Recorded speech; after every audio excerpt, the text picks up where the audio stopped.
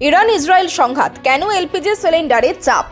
মধ্যপ্রাচ্যে নতুন করে দাঁড়া বেঁধে ওঠা ভূ রাজনৈতিক সংঘাতের কালো মেঘ এবার সরাসরি এসে পড়েছে ভারতের জ্বালানি বাজারে।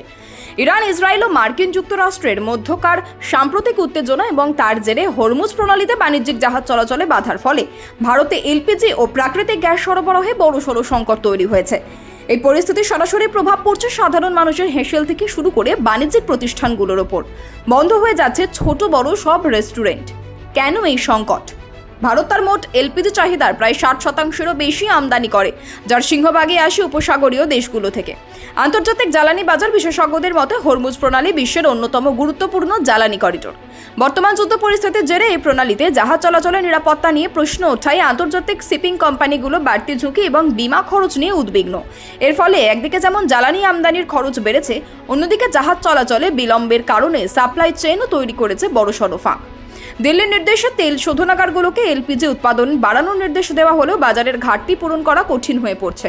গত কয়েকদিনে কলকাতা সহ দেশের বিভিন্ন প্রান্তে রান্নার গ্যাসের দাম উল্লেখযোগ্য হারে বৃদ্ধি পেয়েছে। প্রত্যেক বাড়িরই একই বক্তব্য, হঠাৎ করে সিলিন্ডারের দাম অনেকটা বেড়ে গেল।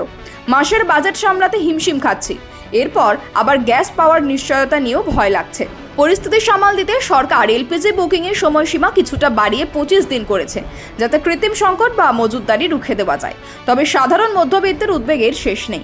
সবচেয়ে বেশি ক্ষতিগ্রস্ত হচ্ছে হোটেল ও রেস্তোরাঁ শিল্প।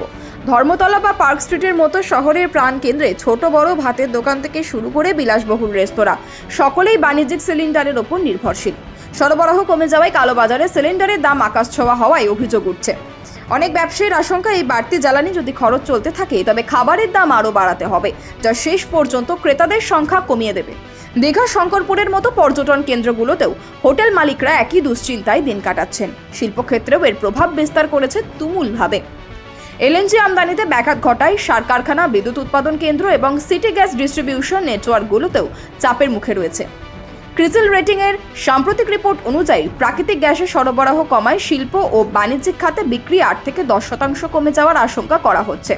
ফার্টিলাইজার প্ল্যান্টগুলোতেও গ্যাস সরবরাহ হ্রাস পাওয়ায় আসন্ন খারিফ মরশুমের কৃষি উৎপাদন নিয়েও কৃষি বিশেষজ্ঞদের মধ্যে উদ্বেগ তৈরি হয়েছে। তাহলে ভবিষ্যৎ কি?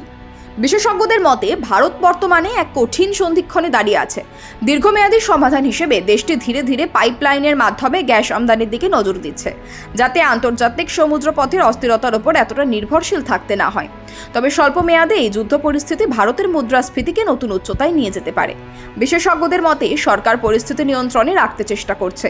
খনিজ তেলের যোগান আপাতত স্থিতিশীল থাকলেও এলপিজি নিয়ে যে উদ্বেগ তৈরি হয়েছে তা মেটাতে কূটনৈতিক আলোচনার পাশাপাশি অভ্যন্তরীণ উৎপাদন বাড়ানোর বিকল্প নেই। বর্তমানে হরমুজ প্রণালীর উত্তেজনা কবে প্রশমিত হবে তা নিয়ে সংশয় থেকেই যাচ্ছে। আন্তর্জাতিক রাজনীতির এই দাবা খেলায় শেষ পর্যন্ত ভুক্তভোগী সাধারণ মানুষ। এই সংকটময় পরিস্থিতিতে সাধারণ নাগরিকদের কাছে প্রশাসনিক অনুরোধ, আতঙ্কিত হয়ে অতিরিক্ত বুকিং না করে গ্যাস সংরক্ষণ করুন। তবে যুদ্ধ পরিস্থিতি যদি আরও দীর্ঘস্থায়ী হয় তবে দেশের সামগ্রিক অর্থনৈতিক স্থিতিশীলতা বজায় রাখা বড়সড় চ্যালেঞ্জ হয়ে দাঁড়াবে।